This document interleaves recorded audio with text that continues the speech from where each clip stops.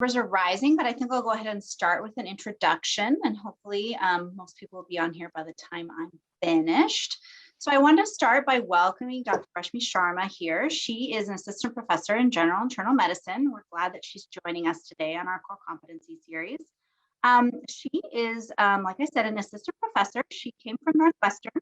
She actually did her medical school and residency here at the university before pursuing a fellowship and an MHS at Johns Hopkins. And she is an attending physician on our palliative care service at UW Medical Center in Montlake, and also does research in the palliative care and health disparities area. Two awards that Dr. Sharma has received, very prestigious. In 2014, the Hospice and Palliative Medicine Inspirational Leaders Under 40 Award by the American Academy of Hospice and Palliative Medicine. And in 2016, she received the Hastings Center Cunniff-Dixon Early Career Physician Award. And we're very happy to have her here today to present on fostering a culture of respect and equity. Thank you. Thank you so much, Michelle, for that kind introduction. I'm going to go ahead and share my screen, if that sounds okay. And you can let me know if I am correctly sharing the right version. So hold on a second. Yes, I see the slides. Perfect. This is the problem with having like the second monitor and then the Zoom bar is always like right in front. Exactly. So is that the right version or the notes version? Yeah, no, it's in presentation mode now. Perfect, excellent. Okay, so I'm gonna kind of launch in to what I'm gonna talk about. And first, just wanted to do the land acknowledgement. Hopefully many of you have seen this for other talks. Just want to acknowledge the people of the land that we're sitting on. Despite being in Zoom, we may actually be in some different places, but hopefully this covers most of us, so the Coast Salish people of this land. All right, so in terms of the things I'm going to talk about, I'm going to start with a couple of slides on kind of key concepts. I think most, if not all of you, have a good familiarity with these terms, but I always think it's nice just to make sure that everybody's on the same page. That'll be pretty brief. And then I'm actually going to review some of the UW staff demographic survey results. I feel like I need to make a disclaimer that I had no involvement in this survey whatsoever. And actually, I was looking up data on something else when I came across this survey. And then I wondered if anyone had presented these results to this group. So I feel like I may not be the best person to be presenting them, but I think they're important. So, so I'm going to present them. So I'll go through that. And then I'm going to, oh, there we go. And then I'm actually going to focus a little bit on the Asian American population. I do so for a couple of reasons. So one, as we see when we go through our demographic survey results, that's the largest racial ethnic minority group, both in terms of staff and faculty at the University of Washington. And I think that a lot of times as we have these conversations about race and equity, that's a group that we sometimes don't spend as much time on. I think it's critical as we're having any of these conversations for them to be centered on anti-Black racism. And I'm going to acknowledge some of the historical concepts when we think about things like slavery and the effects on the indigenous people. But I'm going to frame my conversation about the Asian American population, recognizing those kind of key aspects of US history. Then I'm going to kind of switch gears a little bit. I'm going to talk about kind of why words matter. So kind of this is my take on a kind of microaggressions piece. I know that others have spoken about microaggressions and implicit bias, so I'm not going to replicate those talks. But I think that my perspective on this issue may be a little different and worth sharing. And then hopefully we'll have some time to have a little bit of discussion about how these topics kind of intersect people's everyday work life and kind of any other thoughts. So that's the basic plan. So as I mentioned, just wanted to start with what are some very basic concepts here. Again, words that we hear regularly now in 2021. But here's kind of a different way to think about what is the difference between diversity, inclusion, and equity. So diversity you can think of as a fish solution. Okay, so bringing different types of fish to the tank, right? That sure is diverse, but that in and of itself doesn't create better pond conditions for all the other fish. You need inclusion to hear what specific types of fish need. And then implementing those structural changes to the pond itself is the focus of equity-based work. So I think that's kind of a nice analogy to think about the ways in which these terms are related but distinct from each other. So I want to spend a minute here on talking about kind of this journey from equality to equity. And many of you may have seen some version of this graphic. So in the past, as we thought about health disparities, and that was the terminology that we really focused on, we were really focused on differences, right? With the idea that once you detect a difference, if you can kind of give people the same thing, then they should do equally well. The problem with that is it doesn't recognize that not everybody is starting off from the same point. And so you can see here in this graphic on the left, if you give each of these three people one box with the idea that you want them to all be able to watch this soccer game, it's not going to be that effective. The person on the left could already see over the fence and they can still see over the fence. It did help the person in the middle. She's now very close to seeing fully over that fence. And then it didn't help that person on the right at all. So as our thinking has evolved to recognize the ways in which people are not starting from the same point, we've kind of realized that if our goal is to ensure equal outcomes, when we talk about public health, that's talking about equitable healthcare, right? So everybody should have equal access to optimal health. Then we need to think about what each individual needs. So in this picture on the right, the person in the middle actually needed two boxes, and the person on the right actually needed a ramp. So when we think about recognizing where people are starting from, we're then able to think about what are the right interventions to ensure that everybody has that equal opportunity for success.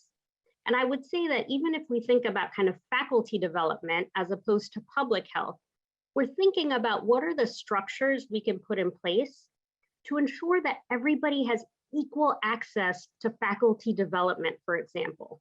Equal access so that everyone has that same chance of succeeding in their career trajectory. So one of the other terms that I want to kind of define, and because most of my talk is really going to focus on race, as opposed to many of the other ways in which discrimination exists, I wanted to go over definitions of racism and anti-racism. Again, I think this is an evolution of the way that we have talked about these terms. So we can define a racist as one who is supporting a racist policy through their actions or inaction or expressing a racist idea. An anti-racist is one who is supporting an anti-racist policy through their actions or expressing an anti-racist idea. I think a key takeaway here is that anti-racism actually requires action. If we do nothing, right, we're not perpetuating racism, we're just doing nothing. It's like standing still on a moving walkway. Even if you are standing still, that walkway is still moving in a certain direction. In order to actually stop that process, you have to turn around and walk against that movement.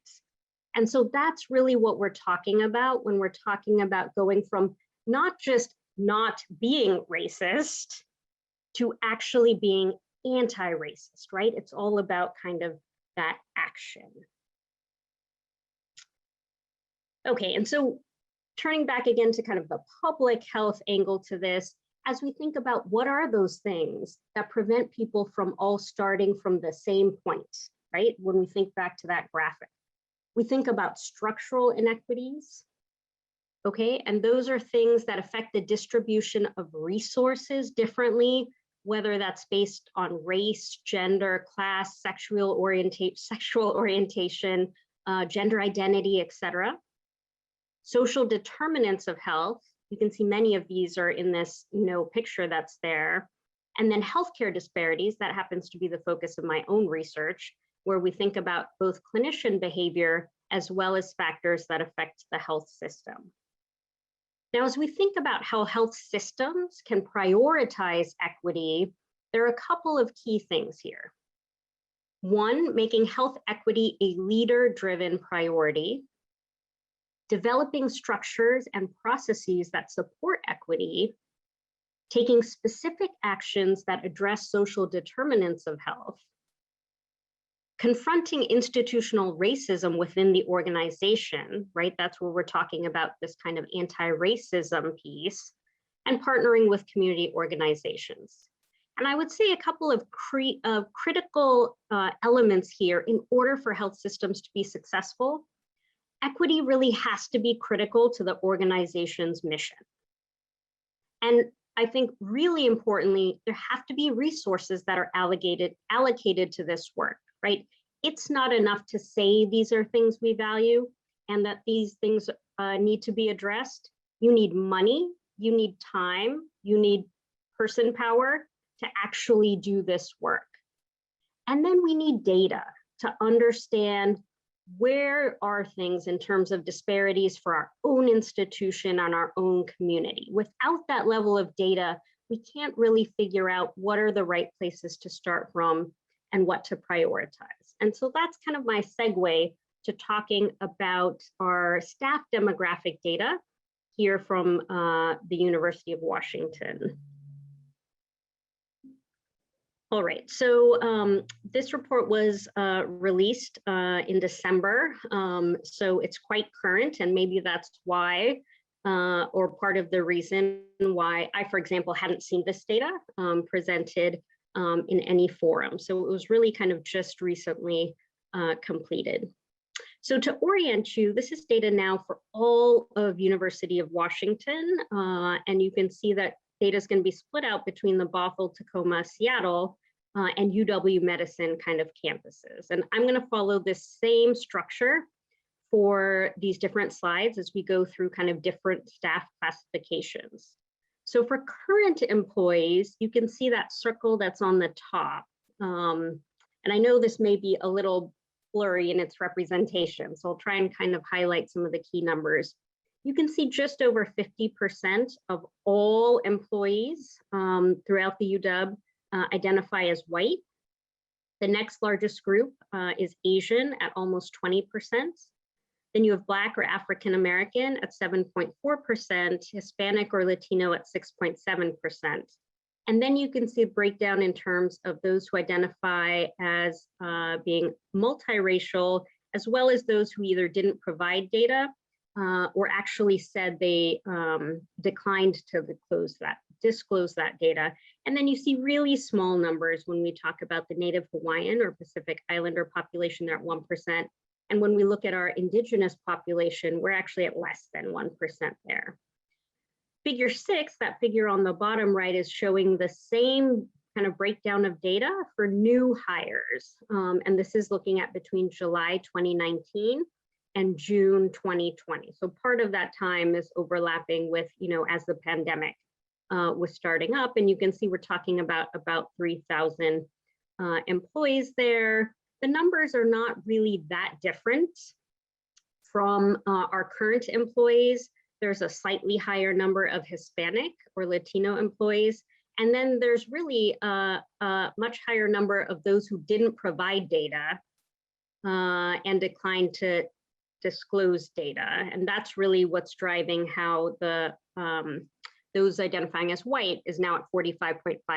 So it's not necessarily that we have a big increase in our minority employees, it's more that more people didn't provide data.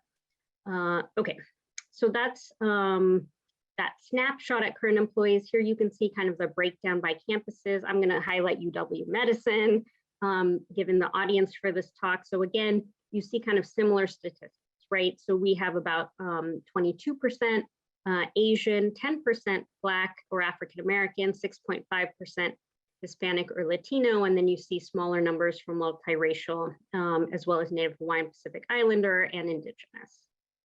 So let's go through this now in terms of staff grades. So this is professional staff grades 11 through 14. In the red box there, I'm highlighting the largest kind of racial ethnic minority categories. So you can see 77% of those in professional staff grades 11 through 14 are white. About 8% are Asian, 4% Black, 3.5% Latinx. And you see, again, pretty similar numbers as we look at new hires. That's a really small number. There are 86 employees who are captured in that kind of new hire bucket. And so when we look at, again, the breakdown here, focusing on UW Medicine, you can see 75% of those in these staff grades are white, and quite small numbers for all of these other categories. When we look at grades 8 through 10, and you're going to kind of see this theme where the number of minorities is going to increase as we go down in staff grade. So now here we have Asian Americans being up to about 14.5% for our current employees. Same thing as we look at UW Medicine, you're seeing that number being much higher in grades 8 through 10. And again, pretty small numbers and comparable to the higher grades for Black and Latinx. And now as we go to grades 5 through 7, again, same trend. So now we're having an uptick in the number of Asian and Latinx, kind of similar numbers as we look at Black and African American. So here you can see UW Medicine, Asian Americans making up almost 21%, Black at 7%, Latinx at 7.9%. Last category here that I'm going to present for you all is classified staff.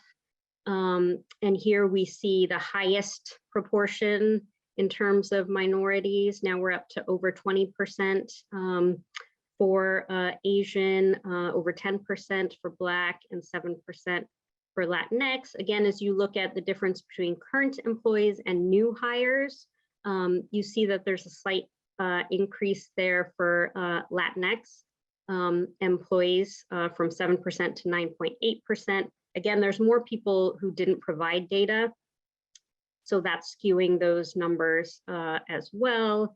So we'll look at kind of this last bucket here.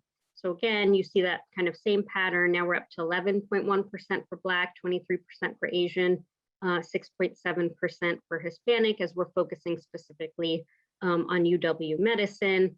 I will mention that, in case you didn't notice on the previous set of slides, these numbers are different for the different campuses. You can see that the distribution is a little different for Bothell and Tacoma, kind of a little bit more similar for the Seattle campus as we think about UW Medicine. So there are differences between the campuses. I'm not really highlighting those that much and really focusing on our UW Medicine. So I had a hard time lining up these tables, so they're a little crooked, but if one was to look again at the pattern as you go from grades 11 through 14 down to grades 5 through 7, you can see that the higher grades have a lower proportion of racial ethnic minorities. That pattern kind of generally holds true. There's a little bit of a difference as you look at African American employees, where they're actually a slightly higher number for grades 11 through 14 compared to 8 through 10. But I would say that the numbers are pretty comparable. But in general, again, that same trend that as you're going up in staff level, the proportion of minorities is lower. I just wanted to add this other slide on gender. And I'll mention that the survey used a binary definition of sex, so male or female. So it's, I would say, not really capturing kind of a full picture, but you can see here that we have higher numbers for female faculty, female staff, as you're looking at these categories, and it looks like the largest group is female classified staff. within the UW medicine bucket, again, as we're thinking about who the survey is really capturing. That number, I think, is pretty striking at 64%. And then the final slide on the demographic data here is looking at race, ethnicity, by sex. So you're seeing the highest proportion are white women. And then you can see, though, for each of the racial ethnic groups, there are more women than men. And you can see those numbers then kind of, again, women are in the purple bar and men are in the gold bar as you're looking at this. So I think that's useful to just kind of give a sense of our current landscape. I would say that I'm guessing that these numbers aren't particularly surprising and in theory should kind of mirror what we see around when we're at meetings and when we're kind of interacting with each other. But I think it's helpful to put some numbers to kind of what we may already have a sense of as we're looking around. And I'd say that I think, kind of the takeaway there is there's work to be done in terms of trying to diversify our staff. And I'll mention that, those data are pretty similar when we look at faculty as well, right? That we have in the Department of Medicine, for example, about 15% of faculty are Asian American, and you have much smaller numbers for Latinx and African American faculty with, I think it's upward of 60% being white. Okay, so now I'm switching gears. We've talked about kind of the current landscape. Now I'm going to provide some historical context as we think about the complexities around some of these issues related to race and equity. And I think, as someone who identifies as Asian American, I think the lens through which I think about these issues may be helpful. And so that was kind of another reason why I wanted to focus on this in talking with you. And again, I mentioned this briefly in the beginning when I was on the outline slide, but I think it's so important, I'm going to say it again. I think when we talk about these issues of race, it has to be situated on kind of two key foundational aspects of American history, and that's the history of slavery and then the genocide of the indigenous people. And no conversation, I think, about race can really happen without being centered on those kind of fundamental truths. And so I just want to say that again. Again, I'm going to focus on the Asian American experience, but I just want to highlight that we're talking about it within this broader context. When we talk about Asian Americans and African Americans, I think a lot of the narratives have been framed around discord between those groups. And so that's another reason why I think this is a really important quote and picture. So in this picture, we see Yuri Kochiyama, who grew up in the time of Japanese internment camps in the US and was a real advocate for social justice and developed a really strong friendship with Malcolm X, who is standing next to her in this picture. And Malcolm X said, when addressing the Hiroshima atomic bomb survivors at Yuri Kochiyama's home, "You were bombed and have physical scars. We too have been bombed, and you saw some of the scars in our neighborhood. We are constantly hit by the bombs of racism, which are just as devastating." And I read this quote because, in the last year, we have been talking a lot about racism, particularly anti-Black racism, about equity, about diversity, about inclusion.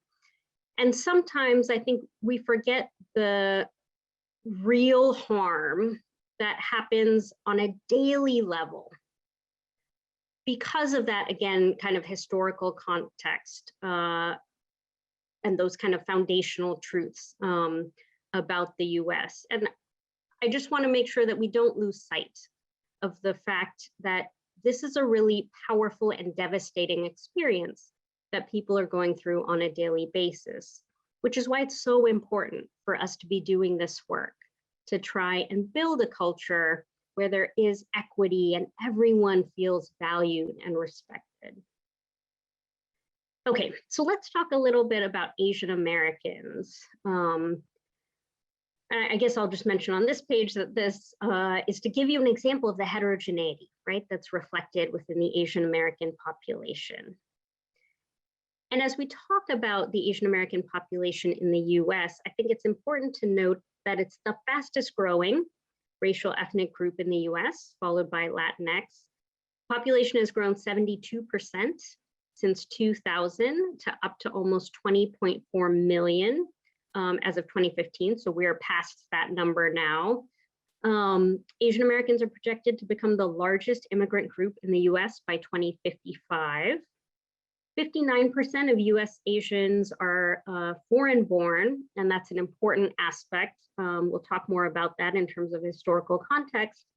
That's for the entire population. And when we look at adults in particular, we see that 73% are foreign born. So immigration is kind of a fundamental aspect of Asian American identity. To give you a sense of the different Asian American subgroups and their representation in the US, the largest subgroup are Chinese Americans at over 5 million, followed by Indian Americans, Filipino, Vietnamese, Korean, Japanese as kind of the largest groups. This is based on 2018 US Census data. When we look at geographic distribution, you can see that Washington State has the 6th largest number of Asian Americans in the US. Based on 2020 data, we had a population of almost 875,000 Asian Americans. And then you see, again, kind of a pretty similar breakdown in terms of the size of the largest groups. Again, Chinese American being the largest group, followed by Filipino, Indian, Vietnamese, Korean, and Japanese. So that's kind of a sense of where we are as a state in terms of the Asian American population. And just to be clear on who is Asian American and what we're talking about, here's a map that is focusing on Asia. And we think of kind of 3 big groups. So there's East Asia, which is covering the countries of China, North and South Korea, Japan, Hong Kong, Taiwan. Southeast Asia, so now we're kind of south and east of China, Cambodia, Indonesia, Laos, Malaysia, Myanmar, the Philippines, Singapore, Thailand, Vietnam, and then South Asia. So now we're talking about India and its neighbors, so Pakistan, Bangladesh, Sri Lanka, Bhutan, Nepal, and the Maldives. People sometimes talk about Central and West Asia, which I'm not going to talk about. That's also known as the Middle East. We're talking about the countries around Kazakhstan and then Iran, Saudi Arabia, and that area. And I'd point out that the US Census actually categorizes people from those regions as Caucasian. And for the census definition, Asian American is really East, South, and Southeast Asian. So those are the categories I'm going to focus on. I'll also make a mention that you'll sometimes hear the larger grouping of Asian American and Pacific Islander. For what I'm going to be talking about, I'm really going to be focusing on the Asian American component and that shared history. And there are some commonalities as we think about the Pacific Islander group, and then some differences. So I'm not really going to talk about that group that much. As we think about kind of racial identity, I mentioned those pretty high numbers of foreign-born Asian Americans. So we have to really understand immigration in order to understand Asian American identity. We can think of pull and push factors. So push factors are what's going on in the home country that is making people want to leave. And pull factors are what's going on in the country that people are immigrating to that's kind of drawing people. And the key things here are US labor needs and US foreign policy interests. And I'll talk about those a little bit more. Okay, so this is probably, in reality, one of the few times that many of you will get to hear a little bit about Asian American history. So here you go. This is like a snapshot of kind of key elements of Asian American history that I think are critical to understanding. 3 waves. Labor and foreign policy are the 2 underlying kind of currents that drive these 3 waves. Wave 1, 1830s to 1924, you have Asian laborers who were brought here for hard labor. We're talking about railroads, particularly when we think about those from China, farming, that includes people coming from other Asian countries, including India. As the railroads were kind of getting completed, remember this, if you remember US history, we're talking about in the setting of manifest destiny and westward expansion. That's what was happening in the US that was driving the building of all these railroads.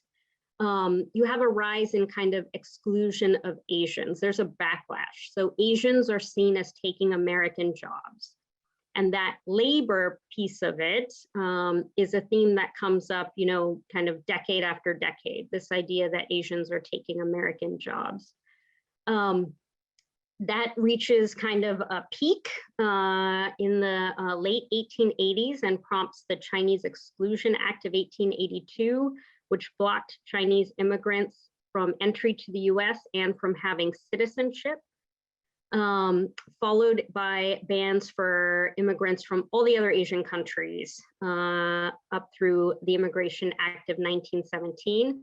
This is the first time in US history that a group is banned from immigrating to the US, and that group being based on kind of race. That leads us to World War II, and what I'd say is a really kind of dark period in US history. We have Executive Order 9066, which places Japanese Americans in internment camps.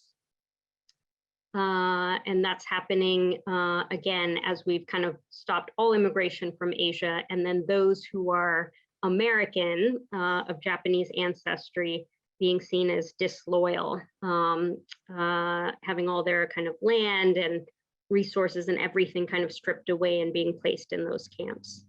That's followed by wave number 2. In 1965, you have the passage of what's called the Hart-Celler Act, otherwise known as the Immigration and Nationality Act. That act prioritizes family reunification and the immigration of highly skilled professionals. So you start to have a big wave of immigrants from Asia who are reuniting with family members here and who are highly skilled laborers. So we see the first wave of doctors and engineers and people in those professions. Then we get to kind of wave 3. Now we're having foreign policy is driving immigration. We have the Vietnam War that's going on. And so you have the relocation of refugees that are coming in around that time. So again, we've had kind of family reunification, highly skilled laborers, and now you also have the relocation of refugees. So you can see there are different subgroups, right, that are coming into the US. And that's going to pan out when I talk a little bit about and drive high rates of income inequality when we think about Asian Americans as a whole. You also have a couple of really significant anti-Asian racist acts. You have the murder of Vincent Chin in 1982. Vincent Chin was Chinese American. This is when the Japanese auto industry was really taking off. And so you had auto workers in Detroit, again, with that sentiment of anti-Asian labor, right? Asians are taking American jobs. And they beat and murdered Vincent Chin, who they thought was Japanese. Then we have 9/11. So now we have a big rise in Islamophobia. You have the murder of Balbir Singh Sodhi, who was Sikh and was thought to be Muslim. And then I would say Islamophobia, frankly, really kind of carrying through to the current day. I mean, we had the Muslim ban, you know, just recently. So again, as we think of the South Asian group within Asian Americans being really affected by those events. And then, you know, we get up through the current year where we had, you know, a big increase in anti-Asian racism in the setting of the coronavirus, including the murder of 6 people in Atlanta who were primarily Asian women.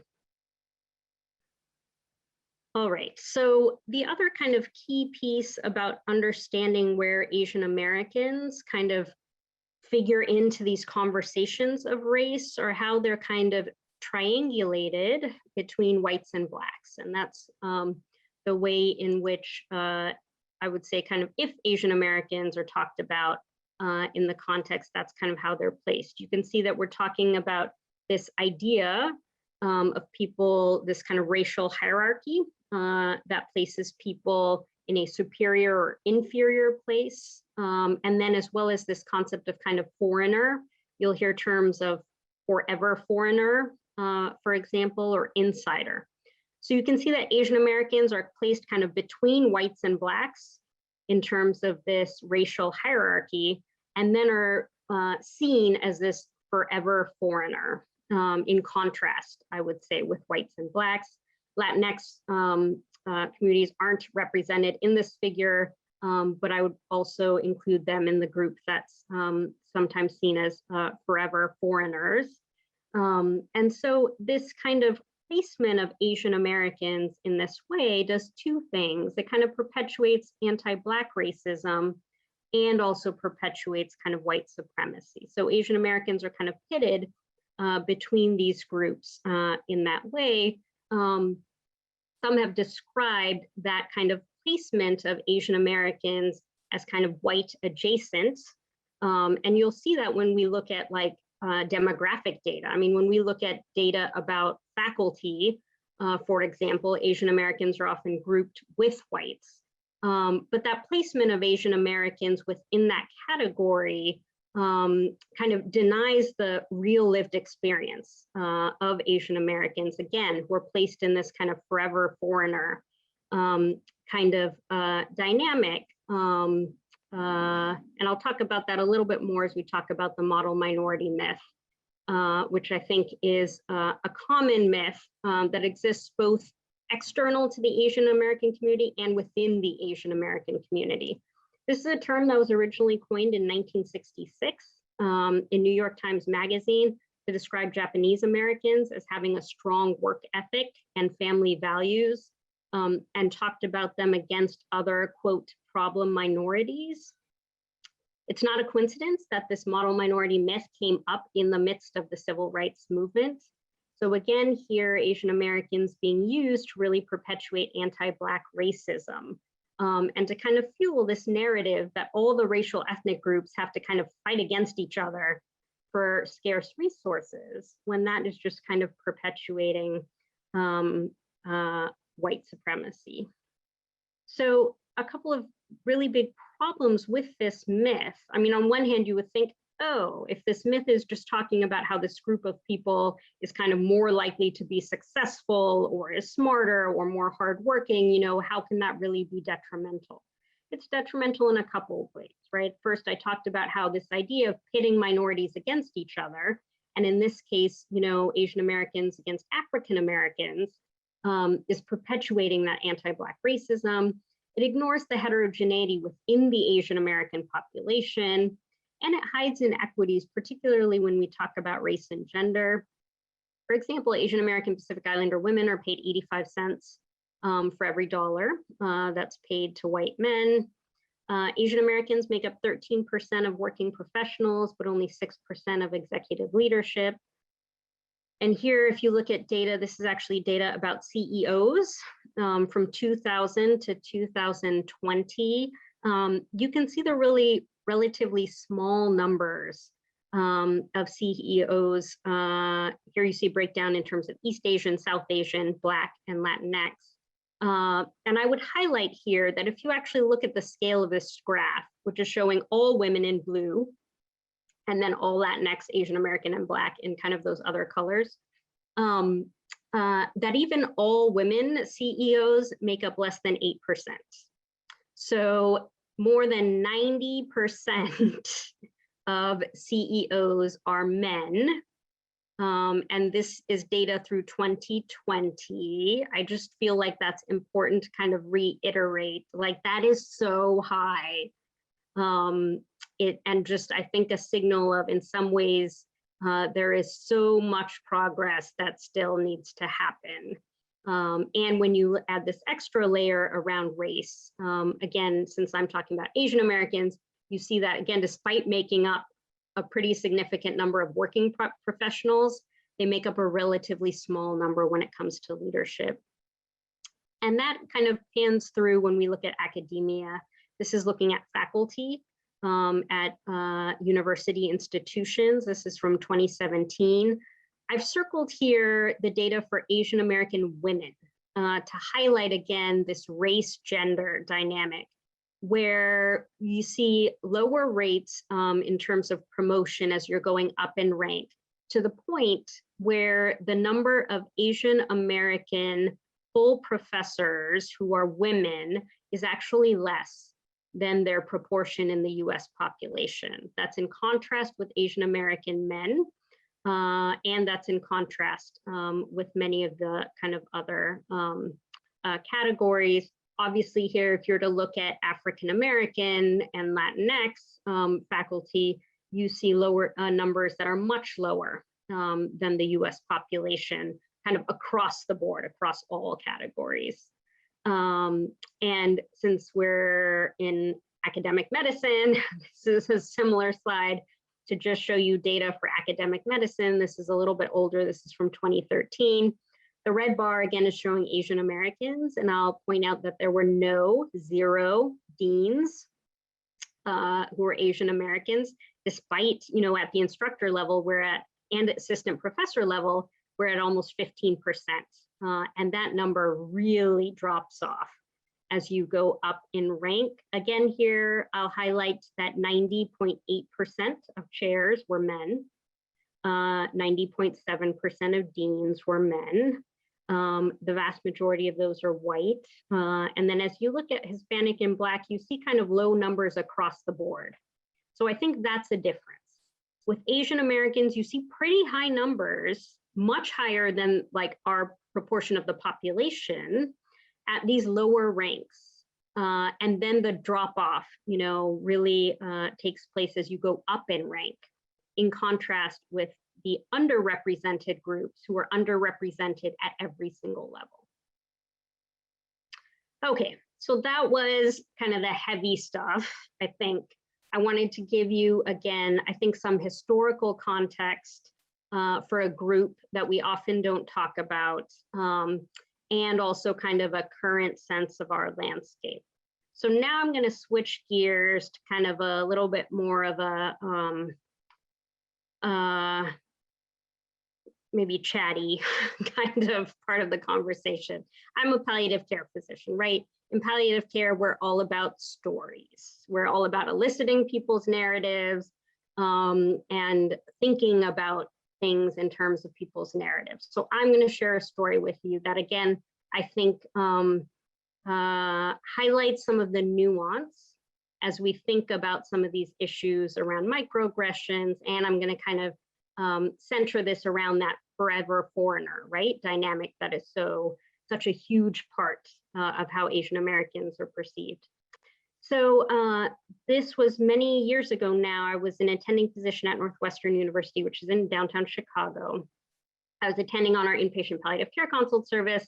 I was working with a fellow in pulmonary critical care on the service. He was a white man, had just kind of finished residency and started fellowship, so maybe kind of in his late 20s. We were seeing a patient who we were following up for pain management. And so we both enter the room. The patient is in her late 70s, I think, an elderly white woman. She's lying in the bed. He and I are standing next to each other, next to the bed. And so he asks, he leads the conversation and he asks about her pain, and we kind of conclude that part, right? Like that's the focus of our kind of clinical visit. So we're wrapping up, and then she looks up at both of us, right? Remember, we're standing like right next to each other, kind of at the foot of the bed. And she looks up and she says, "Where are you from?" So I pause, and in my head, I've been asked this question so many times, and I kind of have a, inner dilemma every time I'm asked that question, right?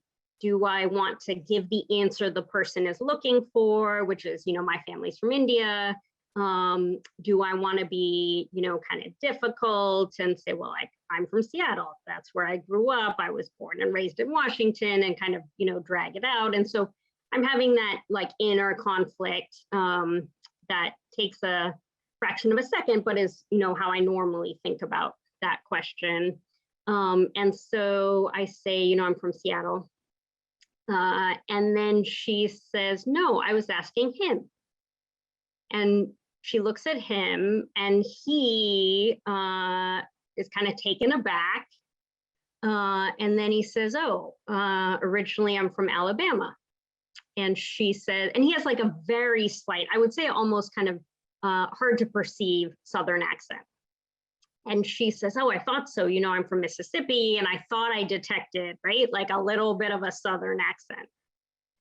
So they chat a little bit about the South, and then we, so we end that interaction, and we both walk out of the room.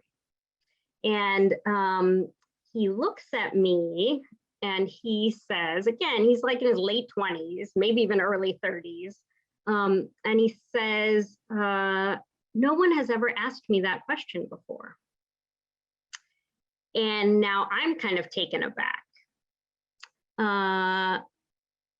Obviously, he and I both assumed when we were in the room that that question was directed at me, right? Like, I'm not surprised that he thought the question was directed at me, but I can't like wrap my brain around the idea that he has actually not even one time been asked that question. And when people kind of bring up this, like, I'm curious, right? Like, I'm asking, where are you from because I'm curious. I think this story highlights, like, if it's really only about curiosity, how is it that this almost 30-year-old person has not been asked this question like a single time by anyone? And I've been asked the question like thousands of times, right? And so there were a couple of things that I thought were so important and why this story has stayed with me so much. One is, again, we talk about how we all have implicit biases. In that moment, I assumed that question was directed at me. It never would have occurred to me at all that it was directed at him, right? And so it was a moment to say, again, we all have biases, and sometimes, even I need to check my biases, right? Like, why I assumed it was directed at me because of my lived experience. But in this case, that wasn't, right? That was not only like not her intention, but it wasn't the meaning of what she was saying. And so it has given me pause to, again, remember this is always a learning process. And no matter kind of how much we think we've evolved and how we think about, other people and our interactions with others, there are always going to be times when we make the wrong assumption about something. And so being open to that is so critical as we're thinking about these issues. But the other kind of thing I think about is, it's not just that, I mean, I knew that I would have been asked this question more than him, but like, the fact that our lived experiences must be so different. And this, again, this like one single question highlights that, there is much that we share in common. I would say, again, as a palliative care clinician, one thing that I think is so amazing about the interactions I have with patients are that grief is universal. When people are in the process of dealing with a serious illness and their loved ones, there is much that I see about our shared humanity as I'm in those interactions. And yet the reality is, at the same time, as we are all human beings with the same emotions and the same hopes and desires and wishes, we also have very different experiences in our day-to-day. And so we have to, I think, be able to give people a little bit of, show people a little bit of kind of grace and understanding and sensitivity in recognizing that. And so I, again, kind of share this story as a way to kind of I think, get you all thinking about that, right? Like how we operate in our daily lives and the way in which we interact with each other, and just recognizing that the person we may be having a conversation with really may have quite a different experience in their lives than we do. And we need to kind of recognize and appreciate that. And so as I think about, what are the things that we can be doing as we think about this shared goal of all being able to work in a place where we feel valued, we feel respected, we feel that our differences are embraced, right, and encouraged. Number one is to listen. And it's to listen with an open mind. To be aware of your own implicit biases. Again, in that situation, of course, I thought that question was directed at me, right? Educating yourself about the history of this struggle. And so, me spending a little bit of time on kind of the historical context for the Asian American population is kind of one glimpse into that kind of overall history that I wanted to share with you all, but I think like that's a critical thing that people need to be doing. Reflect on how you participate in oppressive systems. This is the inner work, and this applies to all of us, regardless of our backgrounds or whether we've had certain kinds of privilege or not, right? We all need to be thinking deeply about what are we doing or not doing. And then thinking about how to change these systems, right? That's where we need to be working together to think about the structural inequities that occur that prevent everyone from having equal chance to be successful. And then if you have privilege, to use it to amplify other voices. I think that's kind of another critical piece, as we talk about things like allyship. So as I kind of wind down here and talk about kind of some of the takeaways that I want you to have. First, to create this culture that I think we're all hoping to create at the University of Washington within UW Medicine, we need to understand kind of our current situation. We need a lot more data. I would say like the little snapshots that I showed you don't capture, I think, kind of a lot of the data that's really needed to look at maybe the more kind of subtle ways in which certain groups are not having the same opportunities for career development, for example. And then we need to really understand the historical context. So that's the part about, education. And I think in this last year, there have been so many resources that are coming out to kind of address these issues. And so in some ways, I think it's a really exciting time to be trying to educate oneself, because now there's just so much out there.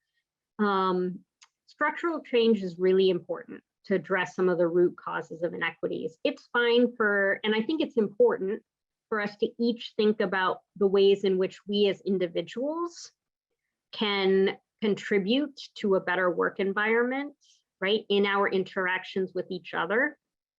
But really, when we were looking at data about, the diversity of our staff, as we think about kind of academic faculty, as we think about promotion for everyone, we need some structural changes to really address those issues. And then again, I think we really need to recognize that we have different lived experiences and to kind of come to a place where we can value that diversity. And, in that same vein, that we need resources. We need resources to support this work so that we can kind of create the place, right, that we want to work at and that kind of everybody enjoys working at. So I thought it would be nice then for time that we do have left, if people had questions or if we wanted to kind of have a little bit of discussion about things as people think about how some of these issues interface with the work environment, with the kinds of work that we do here, or if there were kind of other questions or thoughts that people wanted to share.